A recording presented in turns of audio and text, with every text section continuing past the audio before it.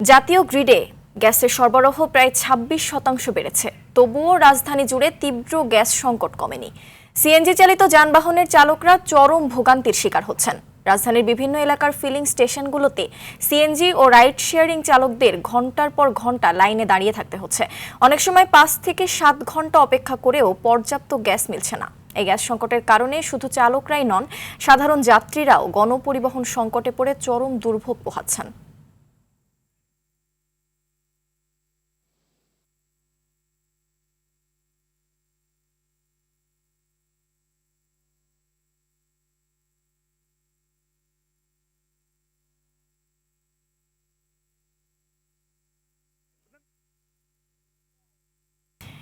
দর্শক, এ বিষয়ে আরও জানাতে রাজধানীর তেজগাঁও এলাকা থেকে যুক্ত হচ্ছেন সহকর্মী মিশুক হাওলাদার। মিশুক, রাজধানীর বিভিন্ন সিএনজি স্টেশনে এখন পরিস্থিতি কেমন? গ্যাসের সরবরাহ বাড়ার পরও কেন সংকট কাটছে না? সংশ্লিষ্টদের কাছ থেকে কি জানা গেছে জানাবেন।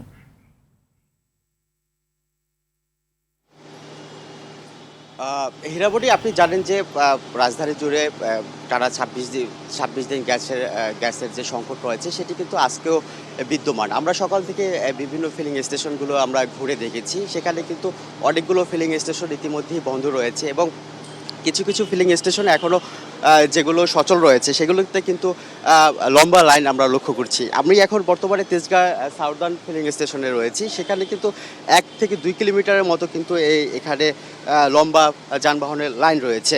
আমরা এখানকার পরিবহন শ্রমিকদের সাথে আমরা কথা বলেছি, তারা যেমনটি জানিয়েছেন যে মধ্যরাত থেকে কিন্তু তারা এই গ্যাসের জন্য ওয়েট করছেন, তবুও কিন্তু সেই কাঙ্ক্ষিত গ্যাস তারা পাচ্ছেন না।